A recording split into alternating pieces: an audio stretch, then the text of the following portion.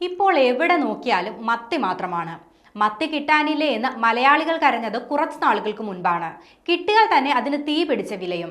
കിലോയ്ക്ക് 400 രൂപ വരെ മത്തി വില ഉയർന്ന സമയങ്ങൾ നമ്മുടെ നാട്ടിലുണ്ടായിരുന്നു. എന്നാൽ ഇപ്പോൾ സ്ഥിതി ആകെ മാറിയിട്ടുണ്ട്. 400 രൂപയിൽ നിന്ന് കിലോയ്ക്ക് 15 രൂപ എന്ന തരത്തിലേക്ക് മത്തിവില താഴുന്ന കാഴ്ചയും കഴിഞ്ഞ ദിവസങ്ങളിൽ നാം കണ്ടു. കടകളിൽ ഇന്ന് 1 കിലോ മത്തിക്ക് വില 100 രൂപ മുതൽ 150 രൂപ വരെയാണ്. പക്ഷേ ഇപ്പോഴത്തെ പ്രശ്നം ഇതൊന്നുമല്ല. കടലിൽ എവിടെ നോക്കിയാലും മത്തി മാത്രമേ ഉള്ളൂ എന്നാണ് മത്സ്യത്തൊഴിലാളികളുടെ ആവലാതി. വടക്കൻ മേഖലയെന്നോ തെക്കൻ മേഖലയെന്നോ വ്യത്യാസമില്ലാതെ സ്ഥിതി ഇതാണെന്ന് മത്സ്യത്തൊഴിലാളികൾ പറയുന്നു. ഒരു മാസത്തിലേറെയായി പരമ്പരാഗത മത്സ്യത്തൊഴിലാളികൾക്ക് കിട്ടുന്ന മീനുകളിൽ 90% മത്തിയാണ്. ഇതോടെ മത്തിയുടെ വിലയും ഇടിഞ്ഞു.